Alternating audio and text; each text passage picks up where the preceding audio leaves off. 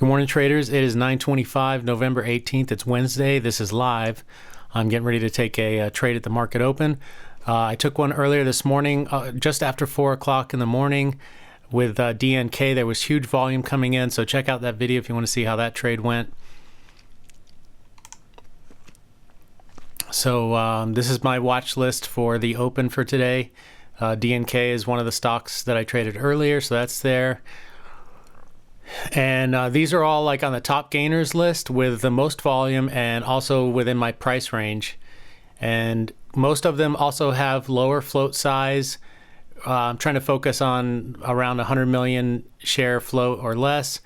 DNK has a little bit more, but it had so much volume it doesn't matter. The reason why we tend to like the lower float size is because price can move with less volume, but if there's tons of volume in there, it almost doesn't really matter. I mean, obviously, if it's like a billion share float, then there's just not enough volume in the whole stock market to make big moves. So there is a limit to that idea. But yeah, what I've been doing lately is just if you haven't seen any of my recent videos, I've been putting my top stocks and watching them on the watch list.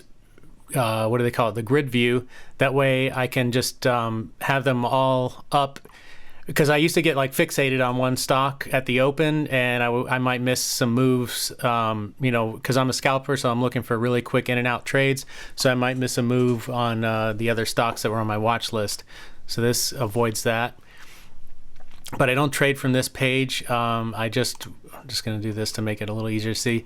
Whenever I see a move that I like, then I go to my trade page and try to place a trade really quickly.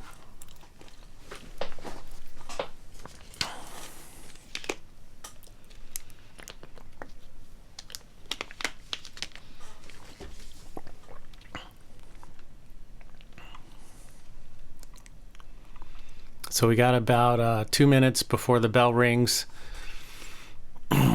This capture software that I use, it doesn't really have like a pause or anything on it, so I got to get something else so that you guys don't have to just sit here and watch the the minutes right up to the opening bell. But for now, this is what I got.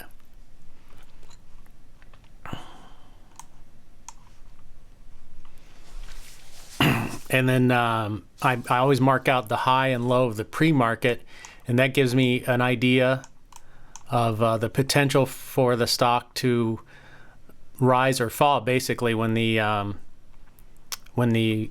market opens. So essentially, this one's like dead in the center. So just based on that fact, it has equal chance of rising or falling. Of course, there's so many other factors that determine whether or not this thing goes up or down when the market opens. But just from like a statistical perspective, it gives you some idea. And then this one here has more potential to go down just because it's so high up near the high of day. But of course, if you've been trading at all, you know that the high of day can get broken and it could continue up, very high. So anything can happen. So it's always good just to kind of watch and see, not have too much of a bias going into the open. Just going to flip to my trade page real quick just to double check everything is set up proper. Excuse me. Pardon me.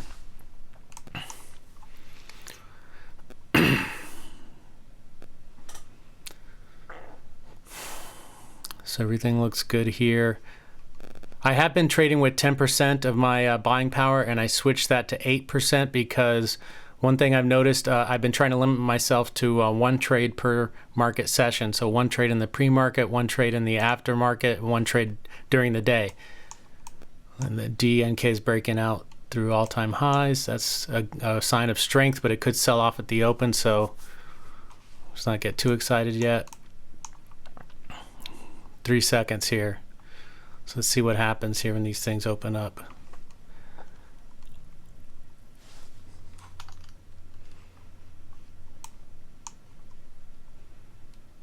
All right, so here's the open. So notice that candle doesn't really, I don't know why that always happens when the market opens. I think it's from old orders sitting there from the day before, but can't really go on that. Now this looks like it's going to run.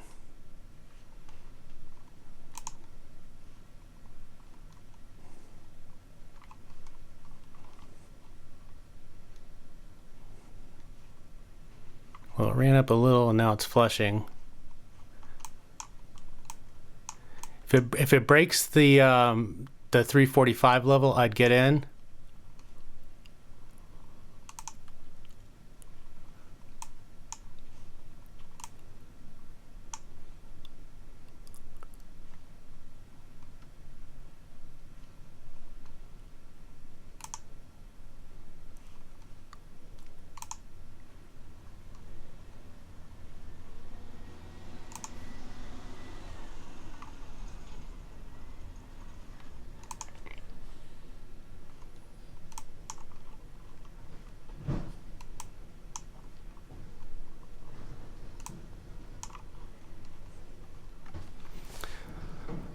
All right.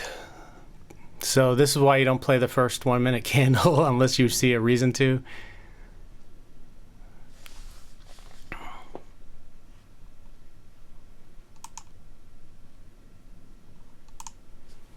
I guess I could still watch from the watch list view, so I don't have to flip around.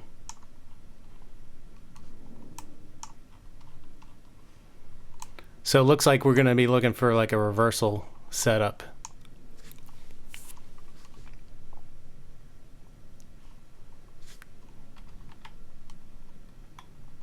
Looks like SCKT is reversing right now. I might have missed the entry.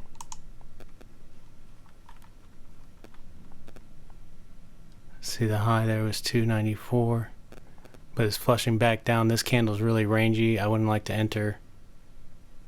Actually, that's not nearly as big a move as it looks.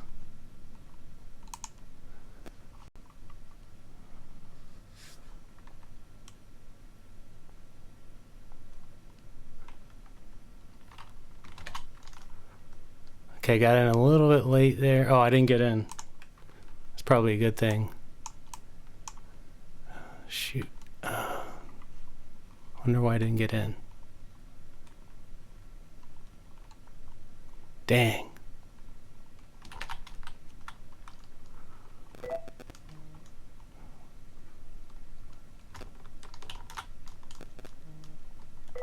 Okay, it looks like this thing's going to go into a halt probably. A little bit scared of that high entry, so I'm just leaving one share on the table there.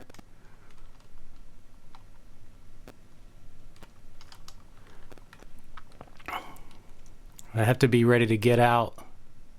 The idea was to get in for the break of this level. I got filled a little late, so that's why I started selling off really quickly there. But at least I still have one share I could average in if this thing continues higher with just one more share, because it'll put my average right in the middle of wherever this thing ends up. So that entry wasn't ideal for sure, but you know, I'll talk about it in a second. Gotta focus here on this. Okay, so if that 396 breaks, yeah, there, I'm gonna buy one more share. Whoops.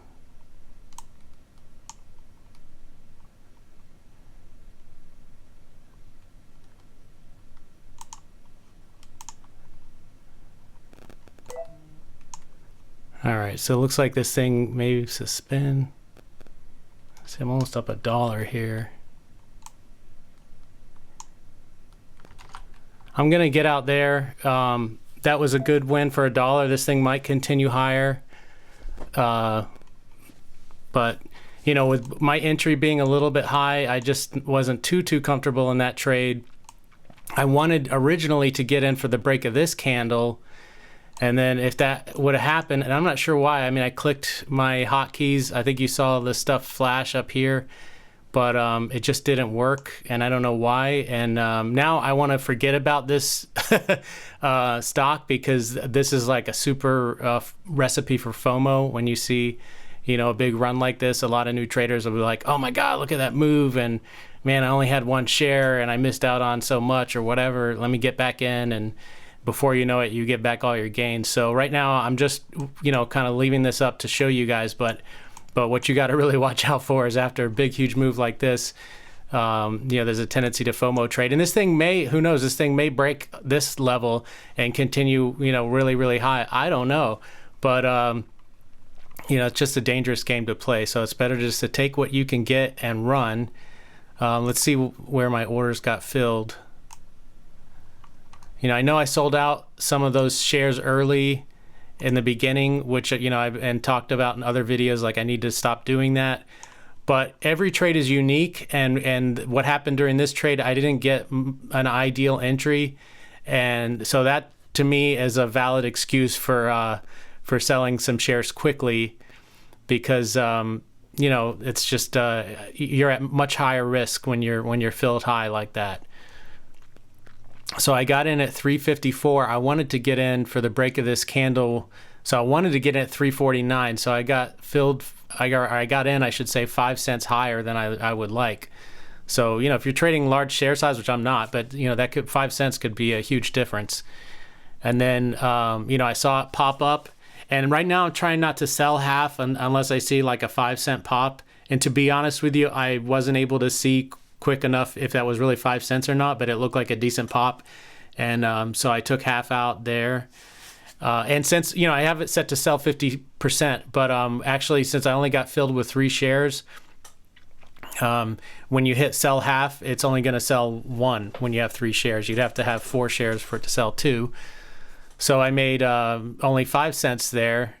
But, again, I was feeling really shaky about that entry, and, it looked like it may flush down on me, so I wanted to reduce my risk right away. And then the next pop, I got in, it looks like I got 13 cents on that. So what did I say here? 5 cents minus the 2 cents for selling, so that's 3 cents, and then 13 cents minus the 2 cents for selling, that's 11. So I'm up 14 cents already, and let's keep in perspective the size of this trade. It's 3 shares at 354, so that's $10.62. Even at 14 cents, I'm already well over 1%. With 14 cent profit, I'm at 1.3%, which if I can get 1%, I'm happy, right? So I've already hit my goal per scalp. My goal is always 1% if I can get it per scalp. And this thing continued to rocket up higher, and I got out finally. These things can only go so far before they start pulling back. It could have gone farther, you never know, but I just felt like, wow, it was really, really extended in this area, so I went ahead and just sold the rest of my shares. Again, considering my entry and everything, you have to take everything into consideration.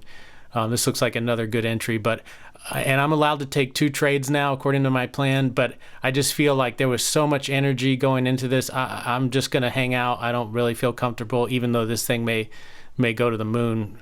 I just feel like the adrenaline has really kicked in because of that big move, and it's really dangerous when you have a big win.